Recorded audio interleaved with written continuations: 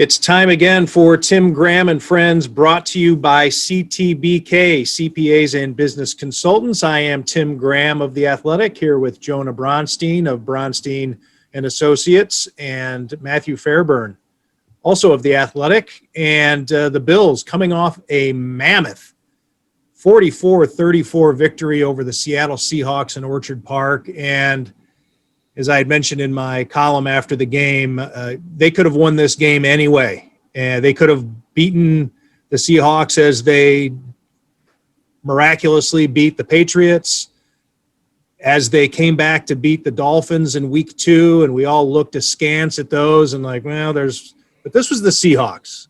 And any victory over the Seahawks is a major, major triumph, and can't even discount the fact that the Seahawks were playing on the road, because we talked about it on the show with Joel Stanishevsky last week. The Seahawks, it doesn't matter whether they're home or on the road, they win. They went into that game 10 straight wins in the Eastern time zone. So to handle the Seahawks like they did, I guess I'll just open the floor. Your guys' thoughts regarding how maybe your feelings of the Bills and their long-term outlook for 2020 into the 2021 postseason changes based on what you saw yesterday. I don't think it's a drastic change for me personally, and that's not to say that the win wasn't really impressive, because I think it was. I think what it kind of puts into focus for me is that if they get the right matchups, they can make a run. If they're playing like they played yesterday, they can make a run. And when you can beat the Seahawks, I think you can confidently say you can compete in January, which has been a legitimate question about this team. But the reality is still that some of the best teams in the AFC have given them problems, and those are the teams that are a roadblock. The Seahawks came into the game with the worst passing defense in football, and it actually got worse on Sunday. Josh Allen threw for 415. I think they were giving up 358 coming into the game. So a really, bad defense. But I think it was an important win for Josh Allen to be able to go toe-to-toe with a quarterback like Russell Wilson, an offense that is a consistent threat to score and to keep pace, set the pace, really. And there's a pressure that comes with that. I know they say the quarterback doesn't play against the other quarterback, but he does when man, if I don't move the ball on this drive, that guy's jumping back on the field and he might, ram it right down the defense. So I do think it's a factor, and it's one of the first times we've seen Josh Allen really rise to that occasion. Now it's about these defenses he doesn't match up well against. Clearly, the Chiefs, the Titans, the Ravens, we'll see. Last year, he didn't match up well against them. He's a different guy this year. The Steelers, same thing. Last year, didn't look great. He's a different guy, so maybe this year it'll look better. But those are the 4 teams standing in their way in January. They might even get one of them in the first round. So beating a team like the Seahawks, who play great offense but lousy defense, that's a great matchup for the Bills all the time. There's not a lot of those teams in the AFC in their way, I guess, would be the way I look at it in perspective. Matt's analysis, I would say, spot on, that it really maybe came down to the matchups favoring the Bills in this game, and that Seattle was probably more beatable than their 6-1 record suggested. But in a simple sense, and we talked about this in the preview podcast coming in on Friday, it does change a lot of the perception of Buffalo and the calculus when looking at where they could go down the stretch and later into the postseason. Simply, if you just were to look at games and start picking wins and losses, this was a game that a lot of people, even some Bills fans and supporters, probably thought, maybe you mark that down as a loss for the Bills. So now you're looking at different games where you think the Bills couldn't win, and you have to give them more of a chance and believe that they can beat just about anybody. It's similar to some of those games down the stretch last season, like the Dallas win on Thanksgiving. And I think in another simple sense, they won at home. I know there's no fans and it's not the same atmosphere, but I felt this way about the Bills when they were a worse team in years past, and especially when they're a good team. You have to like their chances of beating anybody in that stadium.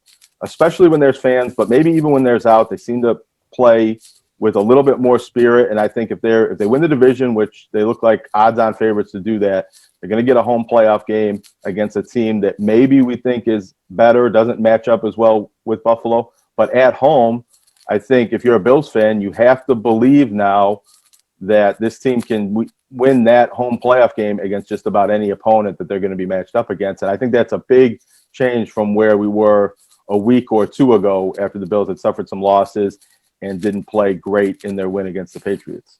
Yeah, you look ahead at the schedule going back a couple of weeks, and you see New England ahead.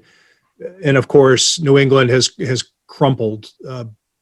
But at least a few weeks into the season, Cam Newton looked like maybe he was rejuvenated. Bill Belichick has the magic, able to use his interchangeable parts, which he has done so masterfully over the past 2 decades, losing players who opted out because of COVID, injuries, what have you. And so, but I'm going back prior to the Patriots game. That still had a mystique to it. And then, of course, Seattle. And then I think you looked ahead also in Arizona a little bit, but Arizona's on the road. I think maybe, especially after beating Seattle now, it almost feels like house money. Like next week's game against Arizona doesn't have the same significance than if the Bills were scuffling and really needed a win heading into their bye to find some sort of momentum or confidence. But then I think you look ahead to the Steelers game, which is week 14 as maybe the next big marker. And yes, that's way down the road, and a lot's going to happen between now and then.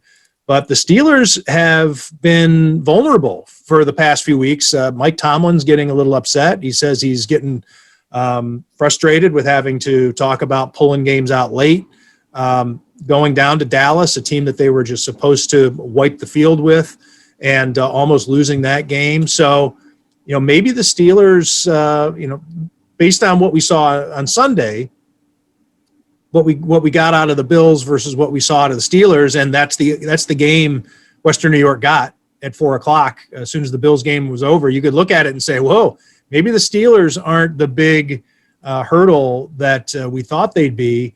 And now you're still back to what Matt said at the very beginning of this conversation, still the stepping stones of getting to the point where you say we can beat these other guys.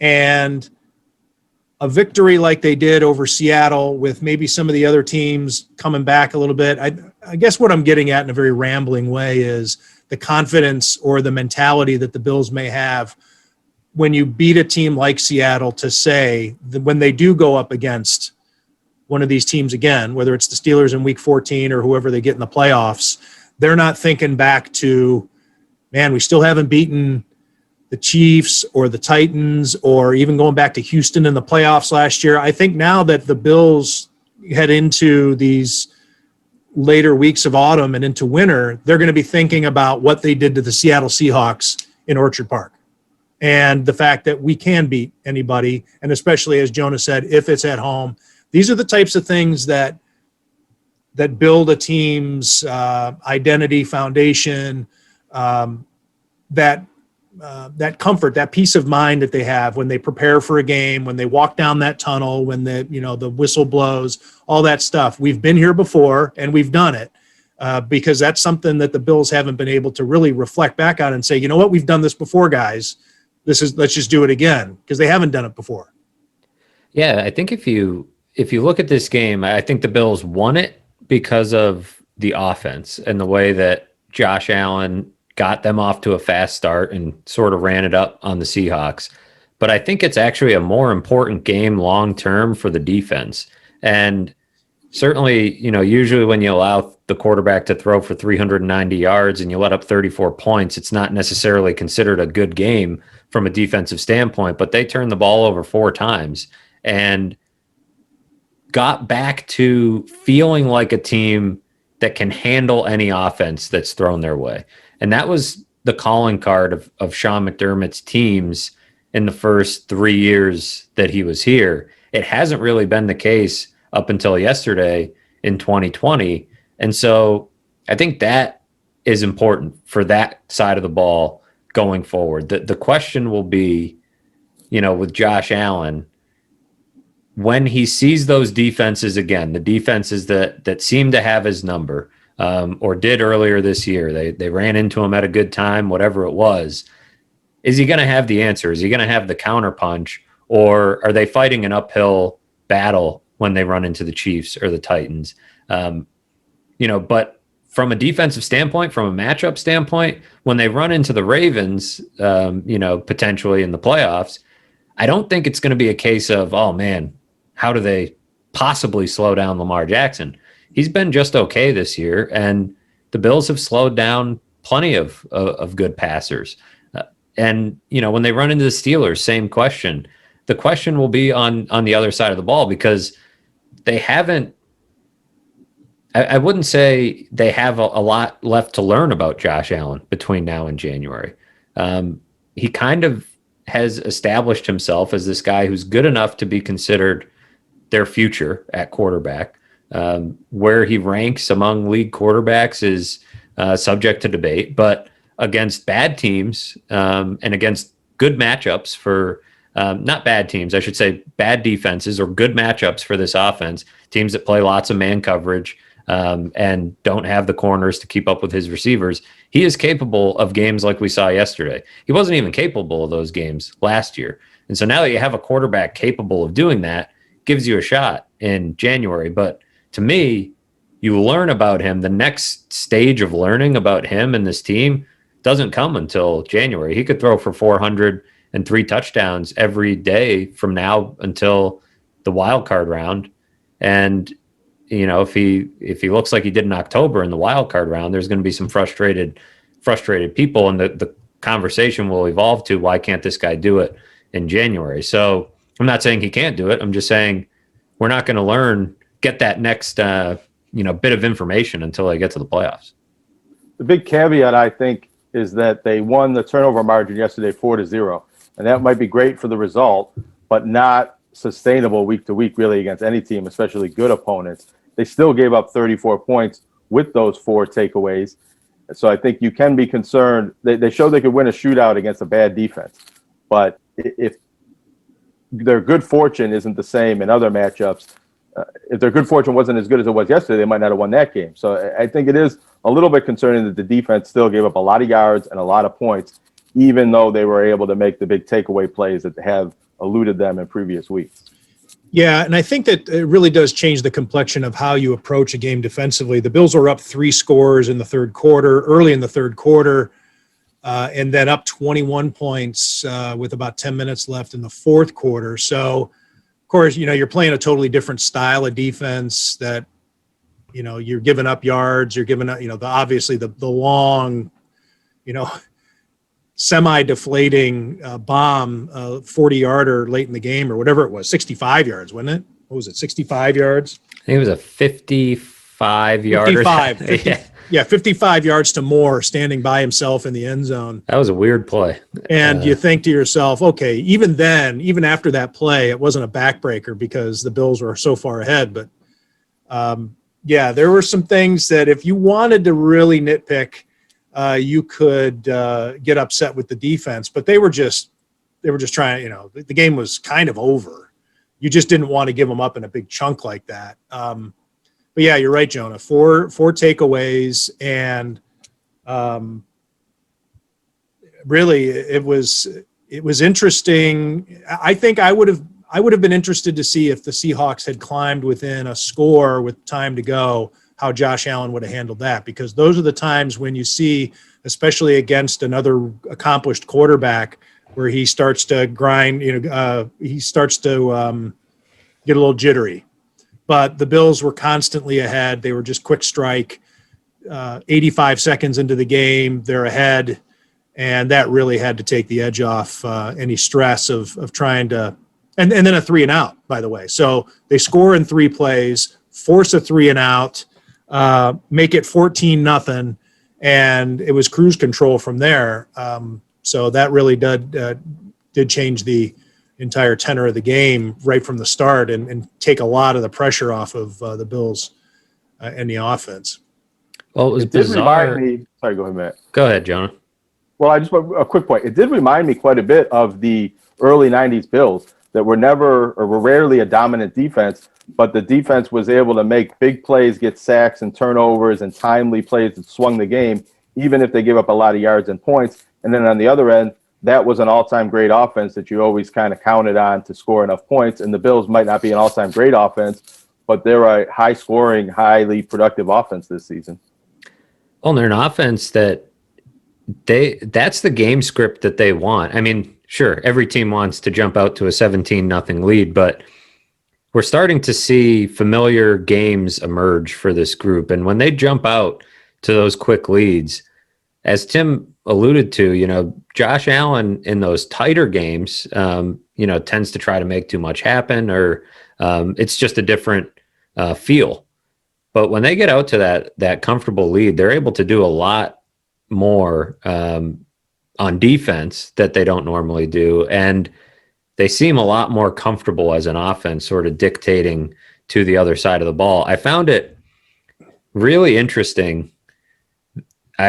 Listening to Pete Carroll after the game, he seemed completely lost for how his team played, even to saying, some guys were playing off coverage, like giving way more cushion than they're supposed to give. And he was like, he had not seen a game like that since he started coaching the Seahawks, the way that they played. But another thing that he mentioned that I found weird was that he didn't expect the Bills to pass the ball quite as much as they did, or completely abandon the run the way that they did, which, I mean, that's a massive indictment on Pete Carroll to even admit that.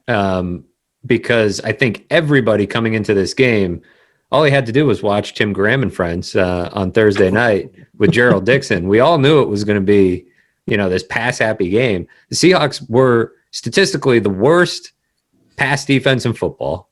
The Bills were, when you look at pass, aggressiveness on, neutral down and script situations, they're one of the most pass happy teams in the NFL. They've been borderline bad at running the football outside of that one game against the Patriots, which was in bad weather. And Pete Carroll put all that information together and came out with, he even said, we had a great plan to stop the run if they would have run it. Do you think, though, Matt, I mean, because Pete Carroll's been around for so long. He's not an idiot. So I'm confused by this. And maybe he's a good actor from all his time at USC and in being in Los Angeles out on the West Coast. But maybe he's just throwing some cover on his secondary because he knows it's so atrocious. And he's maybe just trying to take some of the heat off of those guys because how awful they have been. And even with Jamal Adams back, still were.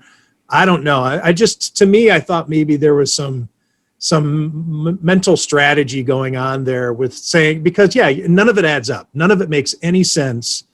And granted, and Bill Barnwell had a stat. He thought it was the most, they could only go back so far, like to the mid 2000s. Like 2005 or 2007 or something, that ESPN's data broke things down by half, that it may have been the most lopsided pass to run ratio in history. And because then you go back to the mid 2005s, and then the farther you go back, then the lesser the chance that somebody's just going to be throwing the ball, because now you're passing more as time goes on. The farther you go back in history, the more it was run first, second down, throw. Anyways. So his theory is it was probably the most pass-heavy first half in NFL history. So granted, Pete Carroll maybe didn't project that, but he had to expect the Bills to just throw it the whole game. He's not stupid. He's a very good football coach. He's also, to your point, not really, ignorant of his messaging. He knows what he's saying, and he knows he's very good at the psychological aspects of the job, be it media or be it handling his team and his players and, getting the pulse of those guys in the room. But sure, he probably didn't expect it to be as lopsided as it was. It was pretty heavily skewed that way, but on a rare 70-degree day in November in Western New York, I think it was a pretty predictable game plan from the Bills. he also, he did make a point to kind of say that, there's a lot of moving parts on that side of the ball. He didn't seem particularly bothered. It was like, well, we'll flush it and we'll go back. We're still 6-2, whatever, life goes on type of thing. They had some, moving parts in and out. But the other thing was they played a lot of man coverage. And a couple of parts of that don't make sense to me. Number one is that teams have been playing a ton of zone coverage over the last month against Josh Allen to great success, as Gerald Dixon helped us break down last week. And number two, the Seahawks suck on pass defense. Like they don't have the horses to play man coverage. So I think they got to a point in that game where they said, all right, you're going to throw the ball. We're just going to blitz the hell out of you. And when you blitz like that, you tend to have to play more man coverage. And to the Bills' credit, they responded. Josh Allen had that good audible to the screen pass, hit John Brown. They got a big chunk. They had 2 good screens on that drive. But yeah, this is just to say that the Seahawks defense seems to be searching for itself. It is bizarre to see a Seahawks defense that's that bad, and it probably underscores a larger point that when you pay your quarterback as much money as the Seahawks are paying Russell Wilson, other aspects of your team tend to suffer. And I think that's why this is a window that the Bills need to take advantage of. The Seahawks won their Super Bowl on Russell Wilson's rookie contract and haven't won one since. So I think when you look at it through that lens, it makes sense why the defense has fallen apart. And, there's not quite the same run support, if you will, from that side of the ball for Russell Wilson. And it makes, people want to look at 2020 as the start of something that will continue forever in Buffalo until Josh Allen retires. But that's not how it works all the time. So 2020, maybe 2021, there's a lot to take advantage of with this window. Champo Travis Beeson Kirshner is a leading accounting firm with a growing team of accountants and business consultants with roots in Amherst. CTBK pairs every project with a focus on a human connection between its team and the client. For assurance, accounting, taxes, litigation support, and advice on mergers and acquisitions, CTBK is available and ready to solve any issue your business faces. For a consultation or to request a quote, call 716-630-2400. Again, 716-630-2400. Champo Travis Beeson Kirshner, that's CTBK. Over a quarter century of proven accounting and business excellence for Western New York and beyond. No fans in the stadium still. And yesterday would have been a rip-snorting good time. I think for Bills fans, they were cheated of one of the more memorable performances or games, one that they would have been talking about with the energy and the weather. Matt, you actually saw the fans actually got a little dose of pleasure as the Seahawks were leaving the stadium last night. That was some good color in your column. Yeah, it was. I tend to leave way earlier than normal from the press box because you get done with these Zooms, which happen pretty much right after the game, and then I take off. I don't live far, so I write from home, and I happened to be leaving at just the perfect time because the Seahawks buses were rolling out, and I'm sure anybody that's been to the stadium has seen those houses that are along Bills Drive there. And there were some fans standing on tables or anything that they could to get the view over the fence, singing to the buses the na na na na na na na na. And it was one of those things where I was like, man, I'm hearing fans like actually be fans, which we haven't gotten any of that. And it's been one of the unfortunate parts of this year. But they had a win that was worth rubbing in the Seahawks faces, and they got to do a little bit of that, which was cool. I mean, that it's this weird element of they're sitting in that backyard there. They're a couple hundred yards from the stadium, but didn't get to see in person, you know. You don't And even hear the roar of the crowd. Can't even hear it. I was going to You're say. sitting outside of that stadium, you wouldn't have any idea of a big play, or you just hear Yeah. the fake crowd. Other than the music. train horn going off, you know, once in a while. Other than that, yeah, they don't get to hear anything. So it was, you know, hearing the music and some of the yelling and the screaming, and I'm sure there were some libations enjoyed in those yards there. It was I don't know, it was kind of a cool little thing. I was glad I stumbled upon it. So that was the South Towns on Sunday. On Tuesday, the North Towns are going to host a football game with no fans, and a big game for UB football. Miami is coming to Amherst to play. Again, no fans, which I guess, Jonah, I want to ask you about that. I know Governor Cuomo has really been dragging his feet, and I think we can see where this is heading. I don't think we're going to have fans in Orchard Park or Amherst or at Syracuse football or wherever, especially with the numbers, with COVID numbers on the rise again as the weather is getting cooler. But UB football, they are the favorites to win the Mid-American Conference, and they're about to have their home opener.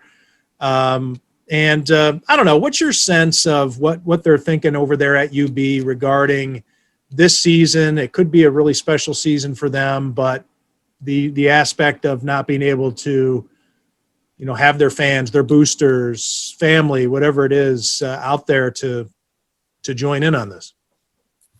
Well, yeah, I think there's probably some disappointment within the locker room, players, coaches, people involved with the team that, like you said, the families and close friends and people like that can't come and watch the games. I don't know if there's much consternation about there not being able to be large crowds, like you've heard from Bills players and maybe some people in the Bills organization that were hoping the state would allow them to have some fans, because maybe there was a competitive disadvantage with having to play in these other stadiums where there were fans, and Bills players just wanting, quote unquote, hashtag Bills Mafia there with them. I don't get that sense from UB yet. It's early in the season. This is their first home game, second game overall. But you also have to factor in this time of year when they're playing midweek games in November, there aren't a lot of fans at those games to begin with. I mean, maybe there's some students in the band and the atmosphere is different, but MAC players are used to playing in near empty stadiums this time of year normally.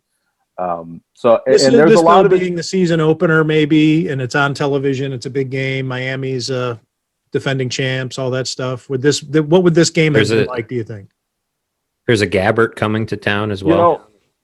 You know, right. There could be a Gabbert playing live in flesh. No, I don't think they would have. Maybe.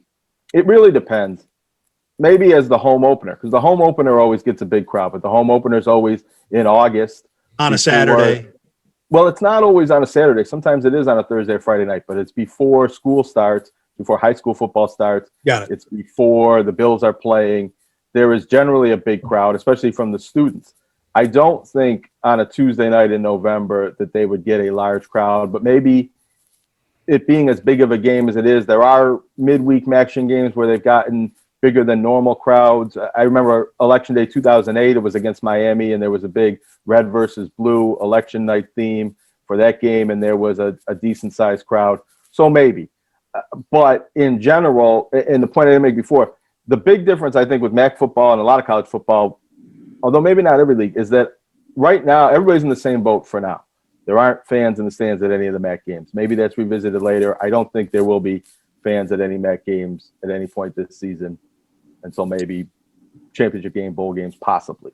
So that's a difference. There isn't a competitive advantage or disadvantage either way. I think everybody's just, because they thought their season wasn't going to happen or was going to be the only league playing in the spring, and then they were the last league to come around and play in the fall. I think everybody associated with all of these programs are so happy to be just playing, and I think hopeful that there aren't continued outbreaks that lead to games being canceled. The MAC does not have weeks built into the schedule for postponement, so if a game doesn't happen because of a virus outbreak, it's probably not going to happen ever.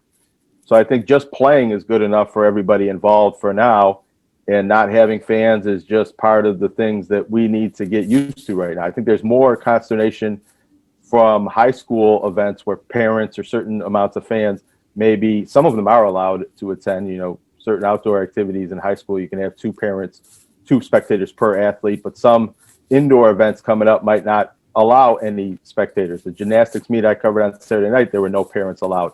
I think there's more people, from what I've noticed and heard, upset about that than not being able to go to this UB football game tomorrow that will be on ESPN. And if you really wanted to go watch, you can go to the Transit Drive-In, and they're having a little bit of a tailgate thing with the weather. That might be a popular option for a lot of people tomorrow.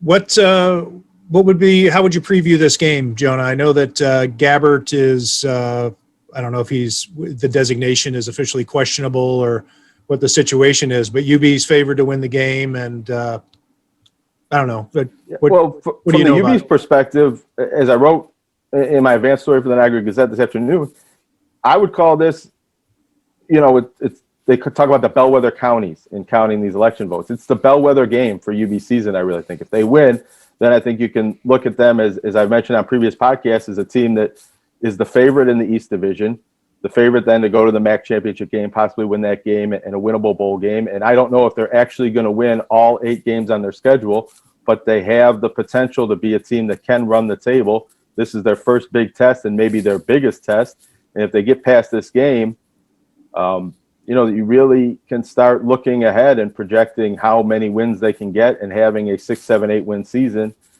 And if they lose this game, then Miami's that team that you can talk about being the favorite in the division. And only one team's going to the MAC championship game, and there'll probably be more than 2 teams playing in a bowl game, but I don't know if there'll be 5, 6 as there have in past years.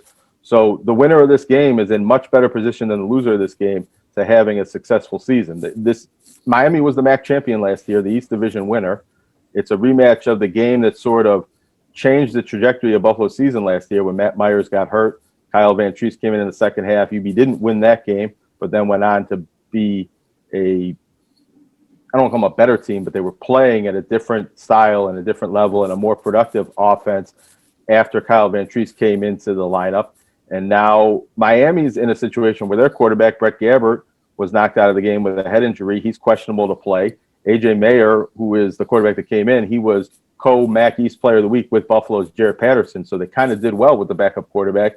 But if you look at the spread movements, it opened as a 12-point line. It's moved down to 9.5. I think both of those lines are a little too high considering that Miami is the defending conference champion. But the Miami quarterback seems to be a big factor into how much of a chance bettors at least are giving the Redhawks to win this game. And if Buffalo's a 12-point favorite, you really got to think they're going to win the game. Yeah, but some pressure, as you said, because of the implications on this game. This is a game you can't afford to boot.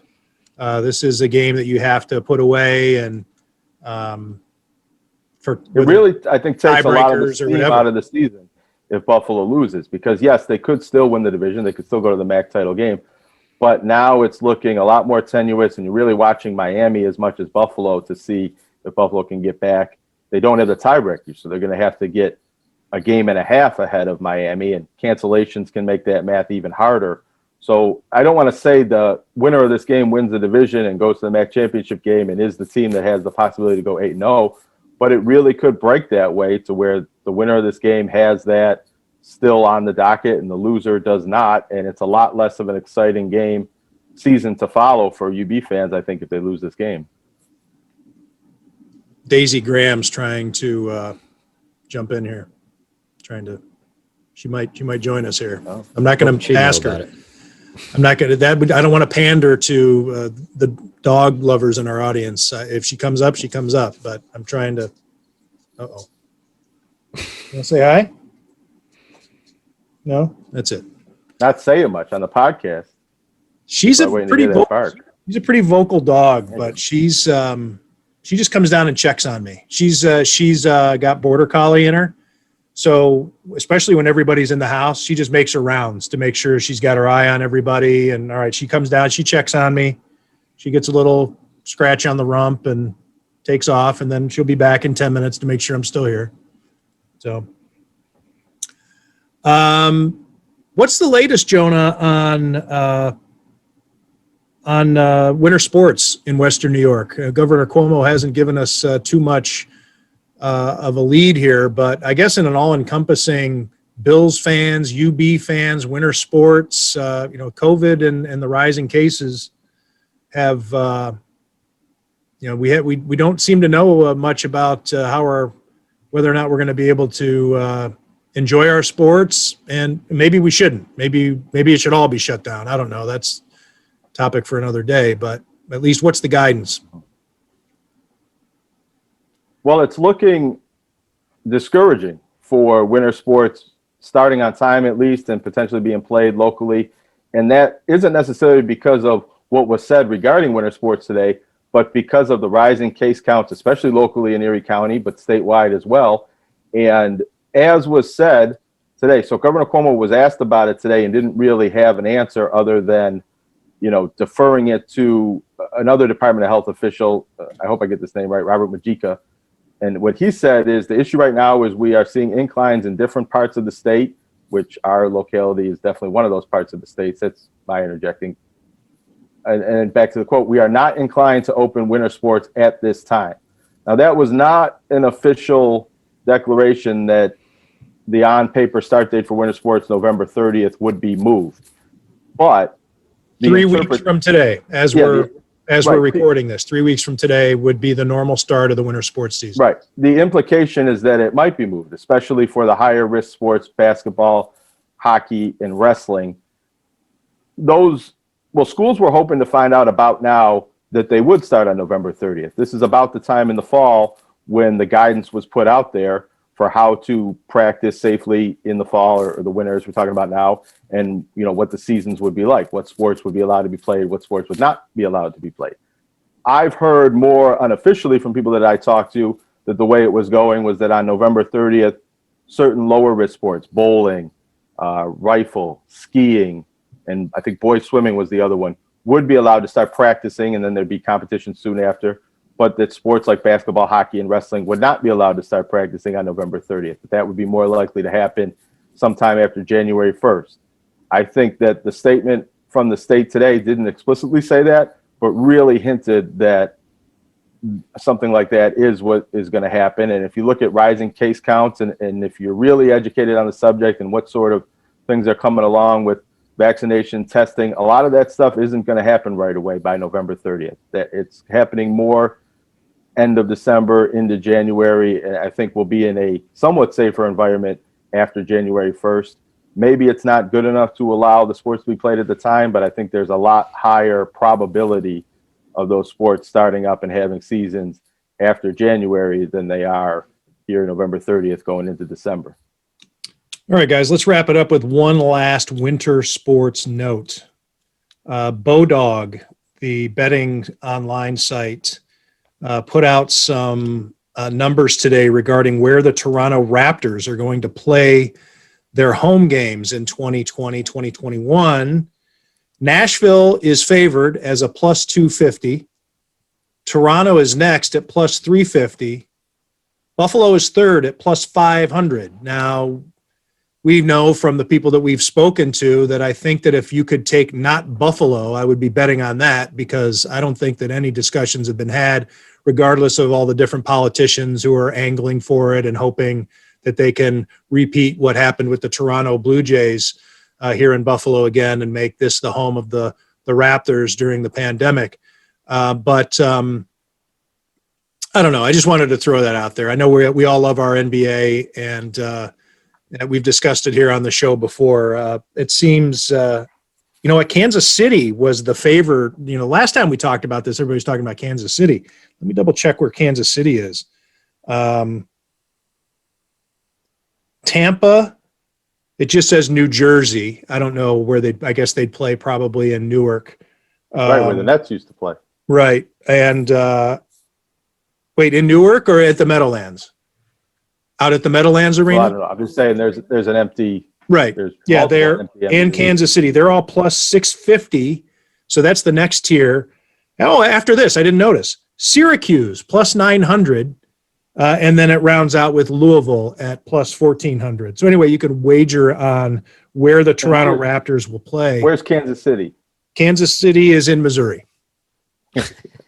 Are they on that list? I think there is a Kansas City, Kansas, too. There is. You're right. Okay, so, yeah, I was the smart ass. Wise guy. Right. plus 650. So that's the tier right after Buffalo. So Buffalo is actually more favored than Kansas City as for this betting purpose. Well, I'll let Matt make his pick because then I have some thoughts on several of those options. So I'll give you the order. These are in order of most likely based on the betting to least likely. Nashville, Toronto, Buffalo. And then these three are tied. Tampa, New Jersey, Kansas City, and then Syracuse, and then Louisville.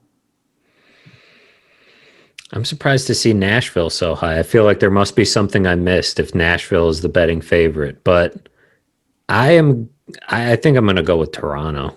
I think they're going to play there. I don't know. They still have time. There's still enough that can change between now and then. I feel like the safe pick, that's probably their preferred locale. But you're not dealing with the Raptors or the NBA's decision this week. No, it's Canada. You're right. It's the prime minister. They've been very conservative. All those filthy American athletes coming into his country for good reason. Well, pretty smart probably, but I don't know. Yeah, I'm going to say Toronto. I don't know. I don't have any inside info one way or the other. I'm intrigued now to figure out why Nashville's the betting favorite because I'm going to pick mine because Jonah seems like he has a little something to say. So I'm going to make mine. I'm going to make my pick because I don't want his whatever he has to say to color my prediction because he's probably going to have something very common sense. But we've talked about it before, and I'm just going to go back to our previous conversation. Kansas City makes sense because it doesn't have an NBA team, but it has the arena. It has the infrastructure, I'm sure. It's a major metropolitan area. They don't Buffalo would be tough because you're dealing with a hockey. You want your hockey players mingling with the NBA players. You got two sets of teams coming in and out of these locker rooms and in through pretty much the same arena complex. So I'm going to say, although Tampa would fit that, no, because Tampa has I'm going to say Kansas City for that specific reason, for the fact that because they don't have hockey, that they will have more flexibility. Well, I think Matt's correct. What I thought all along is that the Raptors would play in Toronto, that they would figure out a way between the NBA, the team, and the city. And I think I've read that they haven't made that determination yet, but that is something they're talking to Canadian and Toronto officials about how to make it work, how to make it safe. The NBA got through a season without any outbreaks once the players arrived in Orlando, once they got through the intake. And I think that might weigh into the decision, as well as the fact that Toronto hosted games for the NHL and didn't have problems. So these professional leagues, other than Major League Baseball, seem like they maybe can pull it off safely, and the Raptors are a big part of the economy in Toronto, even if fans aren't coming to the games. And I think that's where it lands. However, if the Canadian government does make the same decision and Toronto's off the table, I don't agree with those rankings of the city. I don't think Buffalo should be that high for reasons we've discussed already, having to do a lot to do with hockey. I think Kansas City is in the mix. And the fact that every time I reach out to people, I find out that no one's approached the people who count in Buffalo to check on it. Yeah. And I don't think that it's really being considered. I think if the Raptors can't play in Toronto, you start looking at New York City, where they could split the Barclays with the Brooklyn team, and they don't have to. It might be harder to do at MSG with the Rangers, but there's a possibility that the Raptors could be based in New York City and playing games on either one of those floors when the gym is available. There's a lot more hotels and different amenities and practice gyms that maybe can be used in that area, and it cuts down the travel for all of the teams involved in that division if the Raptors are based out of New York City. And then two other cities that I think are the most likely to get NBA franchises if there were expansion, Las Vegas and Seattle, I think could also make sense in terms of if the Raptors need a temporary home for this season, I think it's probably going to be in a city that the NBA is maybe trying out or laying the groundwork for expansion. And Kansas City does fall into that. So I think far away, one of those three cities. To send Toronto all the way out west, though. Sure, but what does it matter? I mean, sure. Because they still have to play the teams in the East. Yeah, right. Yeah. That's why I thought New Jersey or New York, if you have to do it, makes more sense just because of what Jonah's talking about with travel. And even it won't be a bubble, but it's a bit more of a controlled environment if you're sharing with another team, or you're in the same geographic location. You're not dealing with different governments in different parts of the country that have different regulations and different rules regarding what guys can and can't do. Do you want a team in Vegas if the odds, or if the goal is to prevent teams from having outbreaks? Do you want a team in Vegas where guys could enjoy some extracurriculars if they're so inclined and may get themselves? That. No, you don't. Exactly. So you'd rather, you could do the same in New York City, but I think it's a little bit more controlled in terms of they've got teams there. That New York City's kind of not completely shut down, but it's not what New York City normally is. So yeah, I think there's some of those factors that they'd like to consider. And I don't know, Jonah's point is an interesting one about them wanting to go to a market where they could expand the game in the future. But I think, as we learned with baseball in Buffalo, how many new Blue Jays fans are there because the Blue Jays played in Buffalo this summer? A few. I don't know. It didn't have much of a buzz because people couldn't go. So if fans can't go to these games, it might be hard to use it as some sort of expansion tool. It would be a nice little buzz for a moment, and then it would probably simmer out if fans can't be there checking out the team. Raptors officials toured Bridgestone Arena last week, so that's why Nashville makes sense. They host the SEC basketball tournament every year there, so they've got things in place. Vanderbilt's there for practices and such, but still don't know if you want the hockey. If you want multiple teams sharing an arena, I don't know. I wonder though, how much are they looking at the possibility that you get into the season and you can't play in Canada, but certain states in the U.S. are allowing fans? And are they looking for a city in a state where there can potentially be a small crowd, or do they not want that? You really don't know exactly what they're looking for in a new home market. Yeah, in that case, Tennessee, come on down. And maybe no state tax. I wonder if that's a issue also. Get your players there, and if that's your home base, that's at least a year of no state tax. There's also Florida too. The Disney facilities where they had the bubble. I think the NBA could just say, that worked well for us before. The Raptors trained nearby before the bubble started. The players probably don't mind being based out of Florida for a little while. That might be another potential solution. That's kind of like NBA property now, and they could just continue on with what they did with multiple teams with only one team. But probably not Buffalo. No. All right. Yeah, Thanks, I don't think this lands on Buffalo in any way. Any final thoughts here before we wrap it up? None. I want to mention one more time that Champo Travis Bisson Kirshner is a leading accounting firm with a growing team of accountants and business consultants with roots in Amherst. CTBK pairs every project with a focus on a human connection between its team and the client. For assurance, accounting, taxes, litigation support, and advice on mergers and acquisitions, CTBK is available and ready to solve any issue your business faces. For a consultation or to request a quote, call 716-630-2400. Again, 716-630-2400. CTBK, over a quarter century of proven accounting and business excellence for Western New York and beyond. Our thanks, as always, to CTBK for sponsoring the show, to Donnie Fraunhofer, my repeated thanks for his donation of his musical talents. And I don't mention it enough, too, and a lot of people, we don't do it every show, but the bumper music that we use for Joel Stanishevsky for his better, that is Joel Stanishevsky. So that's why the music changes up for Joel. But Donnie Fraunhofer with the intro and outro music for us here on the show. That's been pretty cool. And also pretty cool to find out, which I don't think we mentioned on the show, and I didn't know this when Donnie and Intrepid Travelers, by the way, let's plug Intrepid Travelers, the group that he is in with Jonah Bronstein's brother, Adam Bronstein.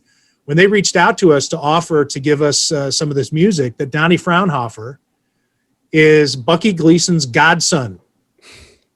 And I heard from Bucky a couple weeks ago. I just thought, it's perfect small world stuff. What do you think? We got to get Godfather Bucky on Bucky's here. like? I think we get Donnie on to talk about what's Godfather Bucky like. When you're going to Bucky Gleason on the day of his daughter's birthday or daughter's wedding day, what kind of favors can you ask of him? Okay, yeah, let's do that. Let's see if you can help arrange that, Jonah. Whether it be through your brother or whatever, reach out. See if Donnie wants to come on the show, talk some Uncle Bucky, and I'm sure that probably on the very next episode of Tim Graham and Friends, we will have Uncle Bucky to retort. Good stuff. All right, guys. I miss thanks. Uncle Bucky. Well, yeah, same here. Same here. Let's get Uncle Bucky on this show. All right, guys. Thanks.